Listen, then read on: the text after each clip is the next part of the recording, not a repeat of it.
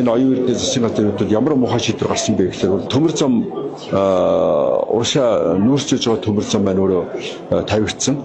Хятадын талаас тавигдсан. Гэхдээ хоорондоо 25 км-ийн ингээд зөрчсөн. 25 км зөрчсөн шүү дээ. 16 жилийн турш жил болгон 20 сая тонн коосч өндөр чанарын нүүрсийг одоо төлбөрийг төлж байгаа маягтайгаар ингэж одоо 25 км төмөр зам босгоно гэж байна. За яг хав 25 км төмөр зам босгож байгаа зөв юм биш. За энийг бодоод үзье та хоёлаа. 16 жилийн турш 20 сая тонны жил болгон. Тэгэхээр 320 сая тонн гэсэн үг. 320 сая тонн сайн чанарын нүүрсийг төлж иж тэ 25 км төмөр зам босгож байна. За 320 сая сайн чанарын сая тонн сайн чанарын нүүрсийг одоо өнөөдрийн бодлоор бол ингээд $70 нэг тонныг бодох юм бол 24 тэрбум доллар ба 24 тэрбум доллар. Тэгээ 24 тэрбум доллараар 25 км зам тавих гэж байгаа юм байна. Чи юу гэсэн үг вэ? Чи та луврал байхгүй юм да.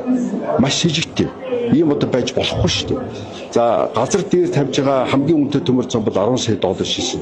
Тэгвэл $250 сая бол уртаашаа. Тэгэхээр 24 тэрбум доллараар $250 сая ажлыг хийж шít. Ийм том юм ухаан худагтайгаа баг адилхан. Оюутлахтай баг адилхан ийм том лувр хийчлээ шүү дээ.